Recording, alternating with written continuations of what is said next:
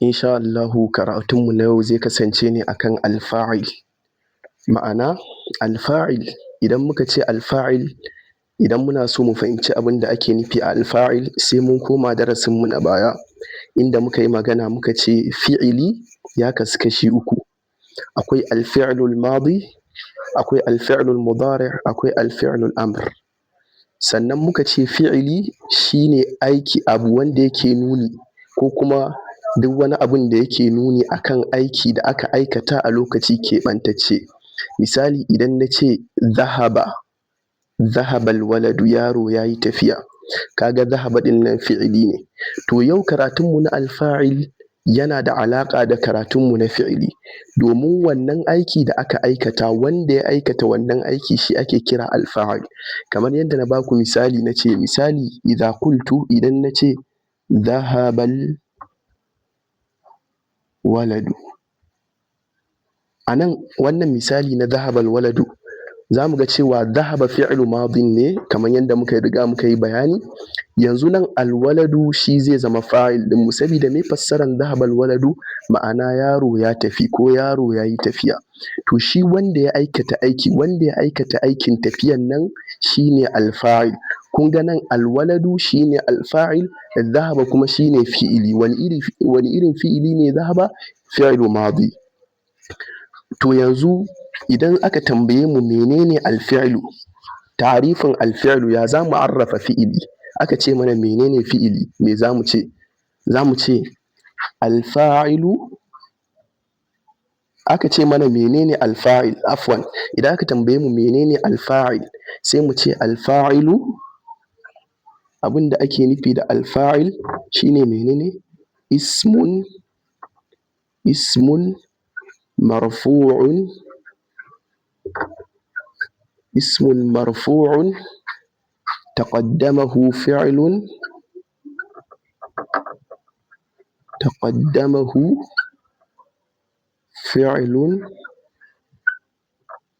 taqaddamahu fi'lun wa dalla ala alladhi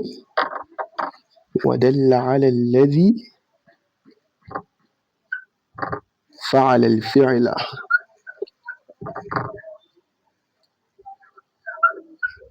ودل على الذي فعل الفعل أو اتصف به.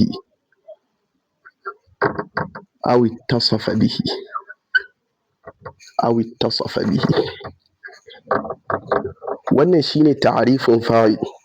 Ma'ana fa'il, shi fa'il ismun, wani suna ne marfu'un mai damma. Idan aka ce abu marfu'un ana nufin mai rufa.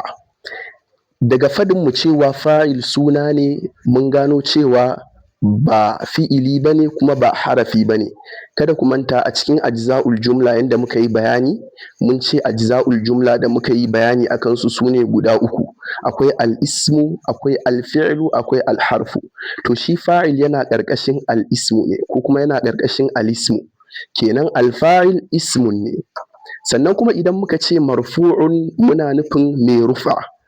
A nahawu, a ɓangaren nahawu akwai wasu abubuwa guda huɗu da ya kamata mu sani, wanda za mu zo kansu nan gaba, amma dai a gurguje ya kamata mu san su da kuma alamominsu, wanda wa'innan abubuwa da su ake amfani wurin i'rabi a nahawu, wanda shi ma za mu zo kan shi nan gaba insha Allahu.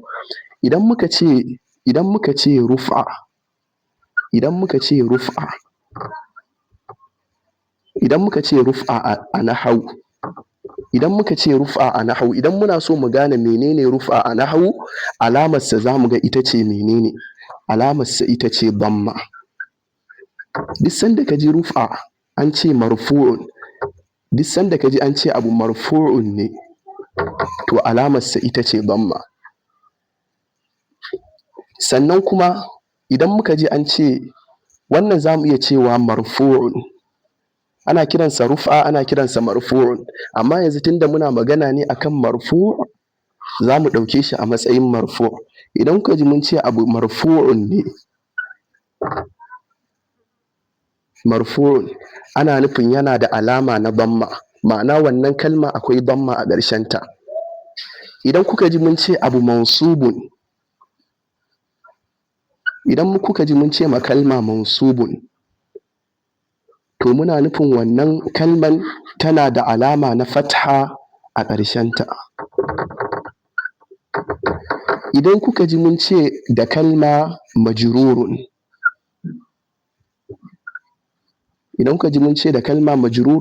muna nufin tana da alama na wato ainihin kasra a ƙarshenta. Sannan idan kuka ji mun ce ma kalma majzumun,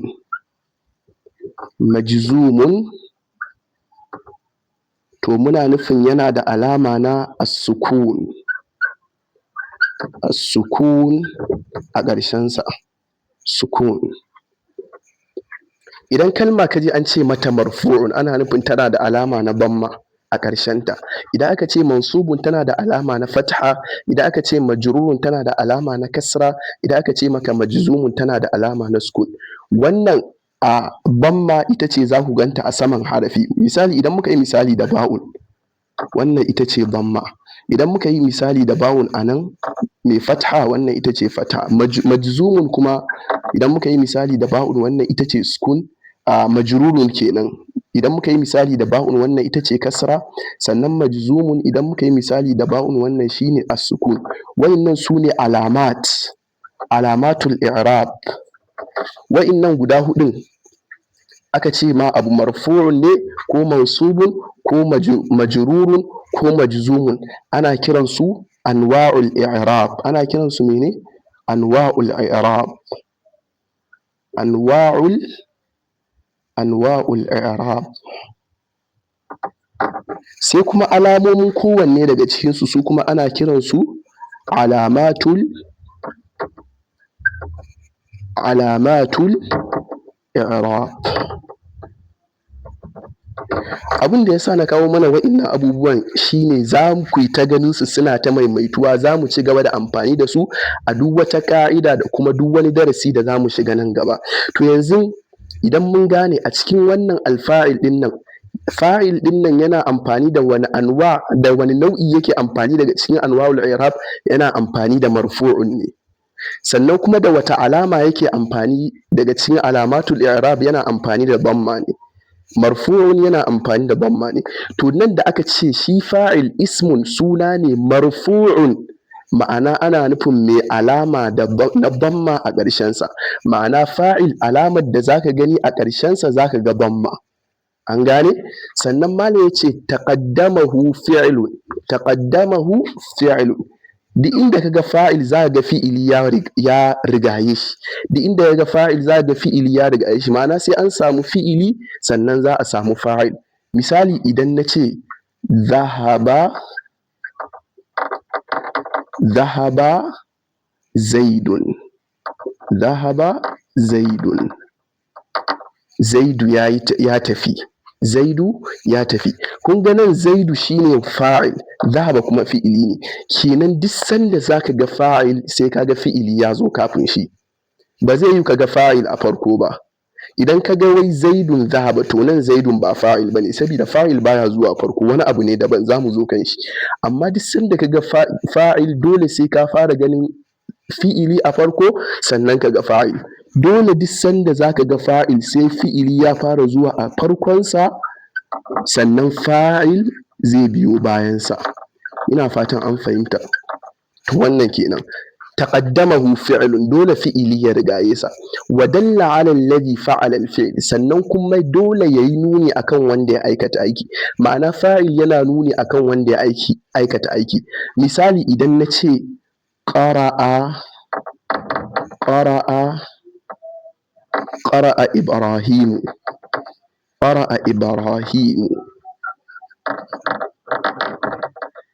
Ibrahimu ya yi karatu. Kun ga a nan qara'a shine mene? Qara'a shine fi'il. Ibrahimu huwa al-fa'il. An fahimta? Waye ya aikata aiki a nan? Ibrahimu ne ya aikata aiki. Wane aiki ya aikata? Aikin karatu. To kun ga shine ma'anan wa dalla 'ala alladhi fa'ala al-fi'l. Shi fa'il yana nuni akan wanda ya aikata aiki ne.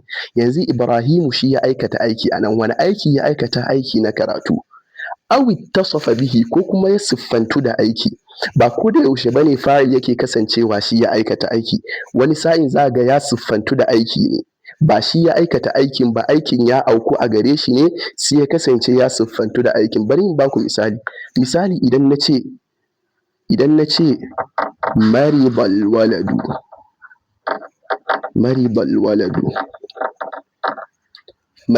waladu, yaro ya yi rashin lafiya. Yanzu wannan yaro shine alfa'il, alwaladu shine alfa'il, shine fa'il. Yanzu waladu ɗin nan shi ya aikata rashin lafiya? Ba shi ya aikata rashin lafiyan ba, amma me ya siffantu da rashin lafiya ne, shine ma'anan aw ittasafa bihi, ko ya siffantu da aiki. Yanzu shi ya siffantu da rashin lafiya, ba wai shi ya aikata rashin lafiya da hannunsa ba. An gane? Wani misali zan ƙara kawo mana na misalin aw ittasafa bihi, kamar misali idan muka ce matar rajulu,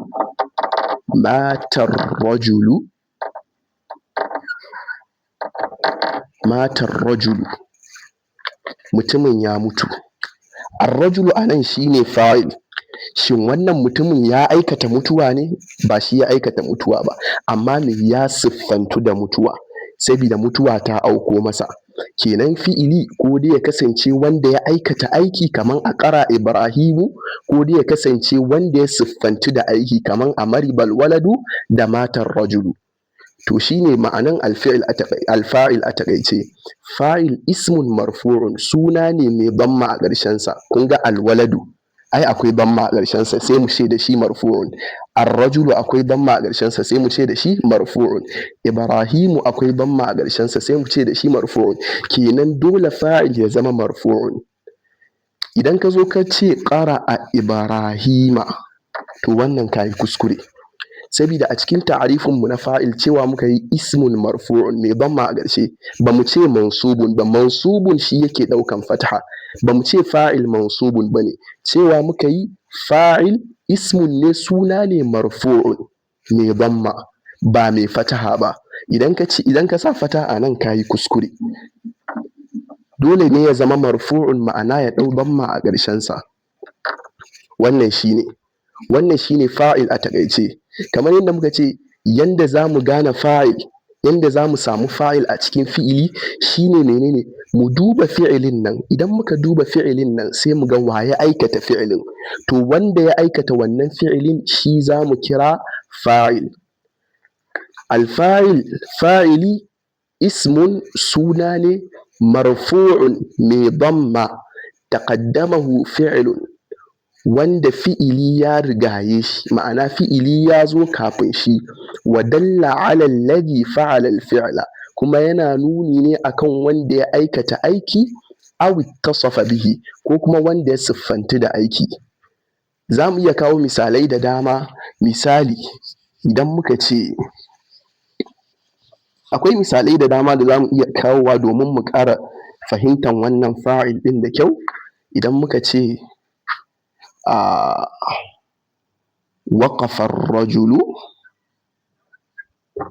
waƙafa ar-rajulu, mutumin ya tsaya.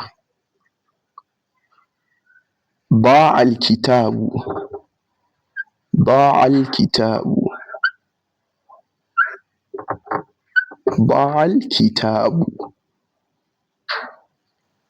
دقت الساعة.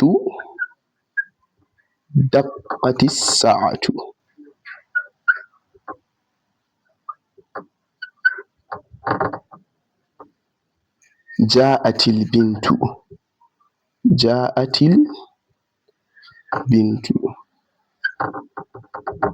Wa'innan dukansu alfa'il ne. Ar-rajulu nan alfa'il ne, alkitabu alfa'il ne, as-sa'atu alfa'il, ja'atil bintu alfa'il, albintu alfa'il. Amma kuma wa'innan kalmomin da suka zo a farko su ne al-af'al, domin kar ku manta mun ce kafin mu samu fa'il sai mun samu fi'ili a farkonsu. To wannan kenan. To insha Allahu zan ba da misalai sai a fitar min da ina za a iya samun fa'il a cikin misalan nan da zan bada. Sai a yi ƙoƙari a yi su, sai mu gane cewa mun fahimci fa'il ko ko ba mu fahimta ba. In ba mu fahimta ba, idan kuna da wani tambaya ku samu a comment section, insha Allahu zan bibiye su ɗaya bayan ɗaya. آه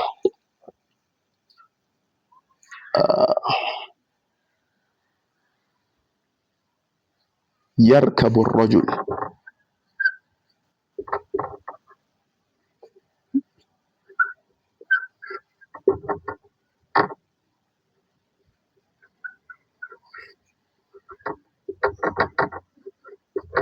يركب الرجل السيارة. وكما مشي يركب الرجل يركب الرجل الحصان. يركب الرجل الحصان.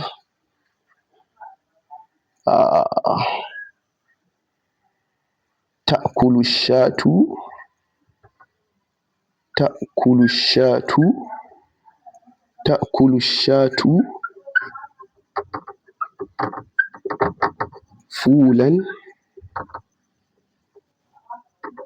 فولا وشعيرا.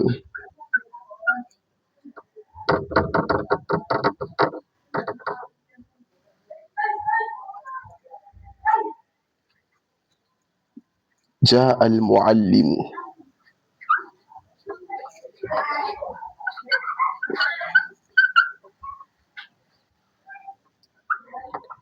To, a cikin wa'innan jumloli guda uku ina so ku fitar mun da wanne ne fa'il.